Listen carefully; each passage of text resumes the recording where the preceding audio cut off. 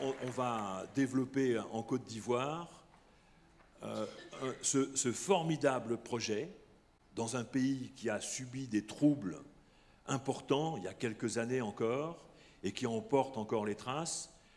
On a fait une conférence au mois de juin. Le Premier ministre était là.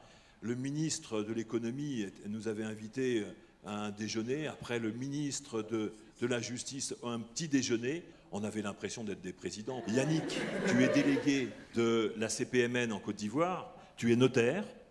C'est l'introduction de la médiation professionnelle dans le milieu juridique. Et puis tu te dis, tiens, mais je vais porter cette idée jusqu'en Côte d'Ivoire. Donc tu commences à faire des articles, tu fais des interventions, tu parles de la médiation. Et puis parallèlement, Faman, le premier vice-président de la Chambre de commerce et d'industrie de Côte d'Ivoire et de la Cour d'arbitrage et de médiation de Côte d'Ivoire, la CAMSI. Ça a été parallèlement une recherche aussi en Côte d'Ivoire d'introduire la médiation dans le business.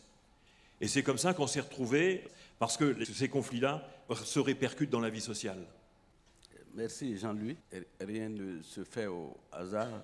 Et à travers nos recherches, nous avons compris que les PMN étaient l'exemple que nous recherchons. Et nous avons fait le Canada, la Belgique et tout. Et après avoir fait ces parcours, en tout cas, nous avons été convaincus par nos échanges avec vous. Et c'est pour cela que nous vous avons choisi comme partenaire. Et cela ne s'est pas limité à notre niveau. Lorsque nous avons expliqué à nos autorités, à notre ministre de tutelle, il a dit, ah mais tiens, ça peut être intéressant, et surtout dans le cadre de la formation. En Côte d'Ivoire, en ce moment, la médiation, un peu comme partout en Afrique, justement, commence. Voilà, c'est pratiquement, j'allais dire, inexistant. C'est maintenant que nous débutons. Donc, il y avait un grand travail à faire au niveau de la com. Il fallait donc informer, former, dire aux gens ce que c'était la médiation. Parce que souvent, les gens ramenaient tout le temps la médiation à la conciliation. Donc, il a fallu faire un grand travail de com à ce niveau. On a rencontré les médias, les autorités, et ça portait puisqu'on a eu l'an dernier le vote de la loi sur la médiation. Nous sommes beaucoup plus à l'aise maintenant de parler de la médiation, donc on fait notre petit bonhomme de chemin. Et l'an dernier, on a eu à faire plusieurs sorties, nous-mêmes en tant que délégués de la CPMN, avec la CACI, pour faire connaître cet outil. Et la chose a porté. Et cette année, la CACI a organisé un colloque sur la médiation à Abidjan. Aujourd'hui, la médiation en Côte d'Ivoire est un outil très intéressant dans la mesure où, comme l'a dit Jean-Louis tout à l'heure, nous sortons d'une situation de crise. Donc, pour ressouder les liens entre les Ivoiriens, pour amener les uns et les autres à mieux communiquer, à mieux, j'allais dire, faire la qualité relationnelle, la médiation se trouve comme un outil très, très important. La délégation ivoirienne aujourd'hui de la CPMN, c'est de faire la Côte d'Ivoire la plaque tournante de la médiation en Afrique. Parce que, comme on le dit, au niveau de la sous-région, la Côte d'Ivoire est un peu la locomotive sur le plan économique de la sous-région. Donc, tout ce qui parle de la Côte d'Ivoire réjaillit un peu sur tout ce qu'il y a autour de la Côte d'Ivoire. Et chez nous aussi, comme il a dit tout à l'heure, Dogo, la médiation est venue à un moment où la Côte d'Ivoire se cherchait, comme on le dit chez nous.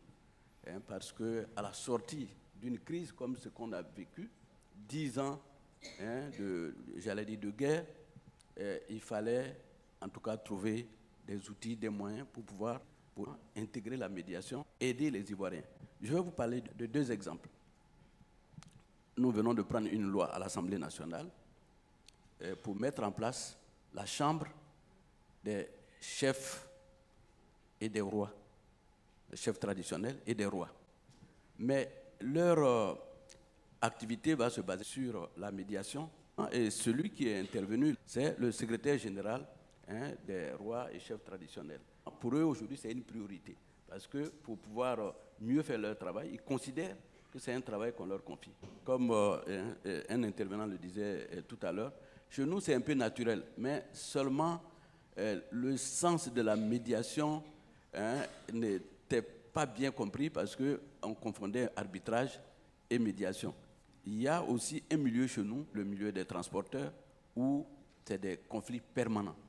Et là, à travers la CACI, cours d'arbitrage et de médiation, et il fait partie de nos grands formateurs et nous avons réussi à regrouper ces transporteurs-là qui étaient devenus une gangrène de notre société parce que quand les conflits commencent, c'était des machettes, c'était autre chose et pourtant, c'est des gens de la même corporation. Il y avait mort d'homme, quelquefois. Nous avons réussi à mettre un comité en place que nous sommes en train de former. Ils ont reçu les premiers cours à travers des formations animées par Dogo. Lorsque nous sommes allés ensemble rencontrer le ministre de la Justice, il a dit, mais votre affaire là, c'est vraiment intéressant, c'est bien qu'on ait pris la loi, mais moi-même, quand j'irai à la retraite, alors je vais me transformer en médiateur. Et Jean, lui, comme il ne rate pas d'occasion, il a dit, c'est pas fait pour les retraités, mais c'est fait plutôt pour les gens qui sont actifs. Alors, c'est dire que vraiment, tout le gouvernement est intéressé et je crois que la Côte d'Ivoire est porteuse d'espoir par rapport à la médiation professionnelle et la médiation, j'allais dire, tout court. Merci beaucoup.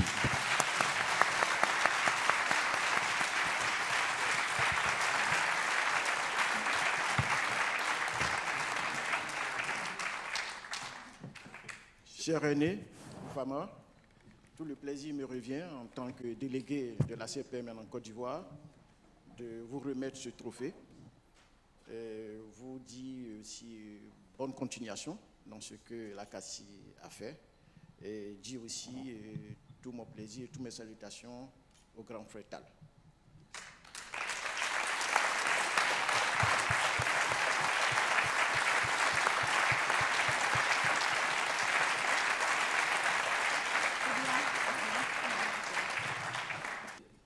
Très sincèrement, j'allais dire que je suis ému parce que je ne m'attendais pas à recevoir un trophée dans de telles conditions.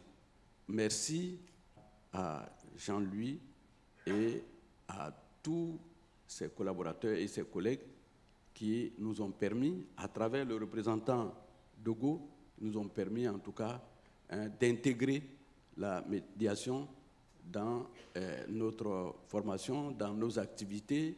Et partout aujourd'hui, c'est la concurrence. Tout le monde veut être médiateur en Côte d'Ivoire. Et j'ai été tellement sensible à tous les honneurs qui nous ont été faits lors de leur déplacement que j'ai quitté Abidjan hier à 22h. Je suis arrivé ce matin et je repars demain à 13h parce que actuellement en Côte d'Ivoire, nous sommes en train de renouveler le mandat de notre président de la République. Merci. Merci.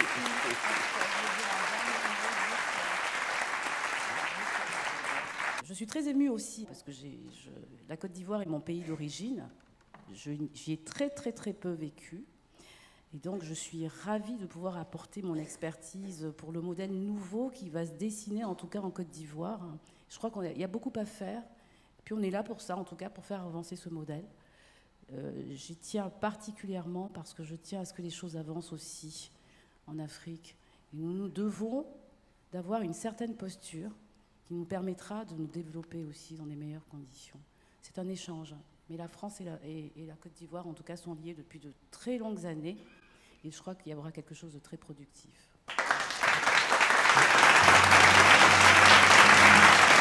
Merci. Merci Fernand. Merci Yannick.